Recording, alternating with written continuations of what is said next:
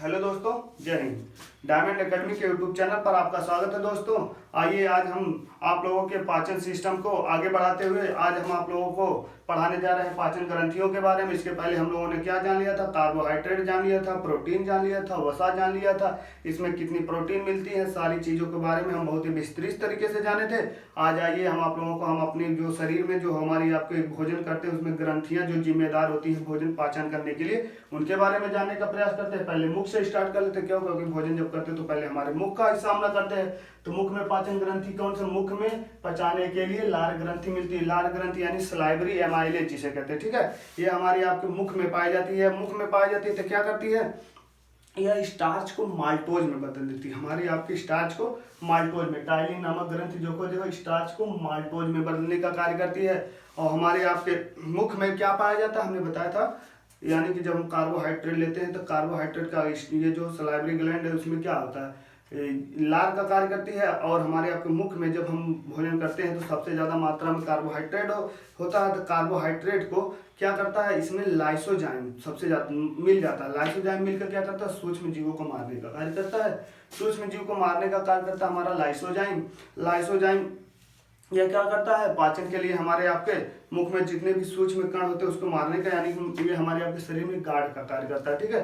ये क्या करता है? लाइसोजाइम नामक एंजाइम जो भी मिलता है ये वास्तव में हमारे आपके बैक्टीरिया को मारने में मदद करता है, ठीक है दोस्तों।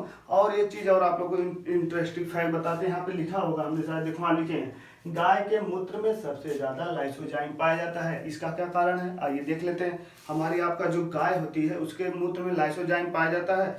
पुराने जमाने में जब हम आप भोजन जैसे बच जाता था, सुबह का भोजन या रात का भोजन बना रहे हैं, खाना खाने के बाद जो भी भोजन बच जाता तो उसको सुरक्षित रखने के लिए हम क्या करते थे? किसका प्रयोग करते थे? तो वहाँ पे हमारे आपके पुराने जमाने में लोग क्या करते थे? भोजन को सुरक्षित रखने के लिए ये क्या करते थे? एक जगह एक स्थान पर रख देते थे। भोजन जब बड़ी मात्रा में बच जाता था उसको किसी स्थान पर रख दिया जाता था। उस स्थान के चारों तरफ किसका छिड़काव कर देते? गाय के मूत्र का।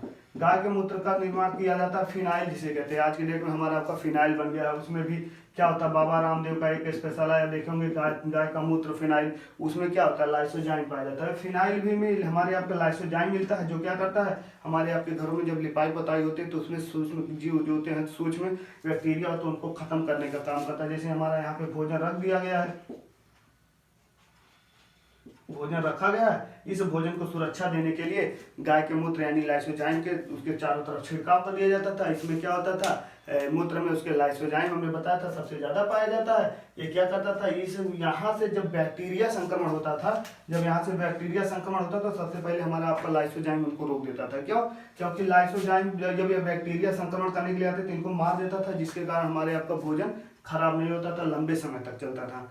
और हमारे आपके शरीर में भी लाइसोजाइम केवल मुख में नहीं पाया जाता है, हमारे आपके आंसू जब निकलते हैं वहाँ पे भी लाइसोजाइम पाया जाता है। हमारे आपके पसीना निकलता है, जब हार्ड वर्क करते हैं तो शरीर से पसीना निकलता है, गर्मियों में भी पसीना निकलता है, वहाँ पर भी लाइसोजाइम पाया जाता है। और हमारे आपके मूत्र में भी लाइसोजाइम पाया जाता है। यह क्या करता है? हमारे आपके बॉडी को यानी हमारे आपके शरीर को सुरक्षा देने का कार्य करता है, यानी गार्ड का काम करता है। यदि हमारे आपके नेत्र से जब क्या आंसू गिर रहा है तो उस समय क्या होता है? बैक्टीरिया संक्रमण होने के कारण हमारी आपकी आंखों में प्रॉब्लम हो सकती है, जिसके कारण क्या होता है? ये हमारा आपका लाइसोजाइम इन्हें तुरंत रोकने का कार्य करता है, उन लोगों को मार देता है। हमारे आपके पसीना जब निकलता है यहाँ से भी बैक्टीरिया संक्रमण हो जाता है, इसलिए यहाँ पे भी लाइसोजाइम पाया जाता है पूरे बॉडी में। वो क्या करता है? बैक्टीरिया को मारने का कार्य करता है।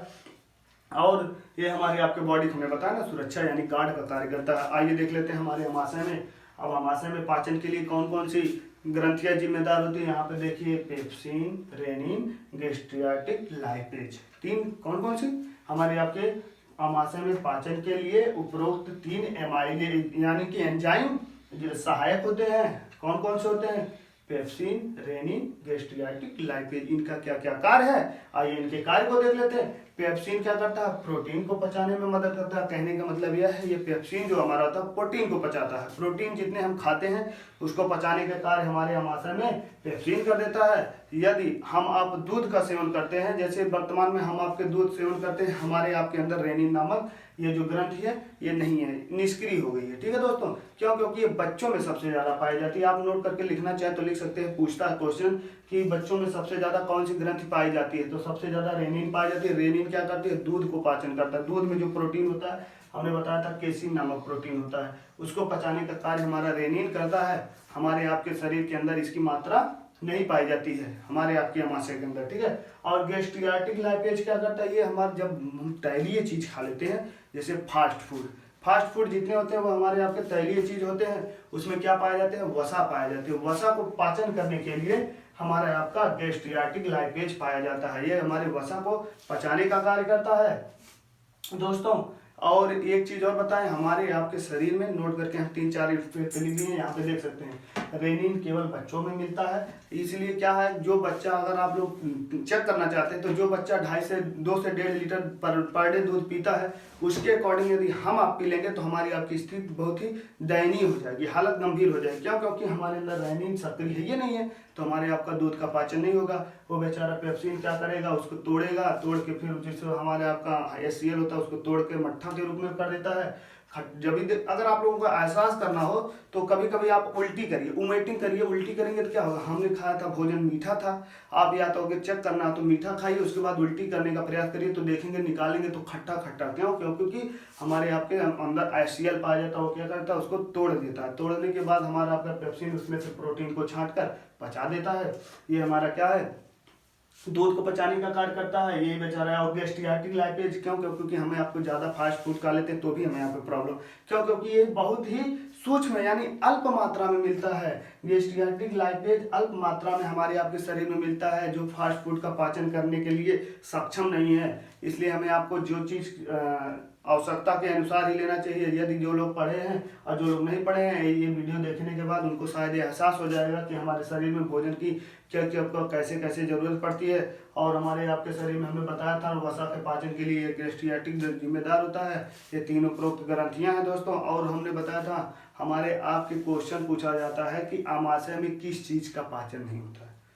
क्वेश्चन दे देगा और बोलेगा आमाशय में किस चीज का पाचन नहीं होता, हमारे आपके स्टमक में किस चीज का पाचन नहीं होगा, वहां पे ऑप्शन दे देगा, क्या नाम है, प्रोटीन दे देगा और वसा दे देगा, और क्या बोला ये वसा दे देगा, या फिर दे देगा ये कैसीन नामक प्रोटीन हो गया। मतलब किसी भी चीज का 3-4 ऑप्शन दे देगा।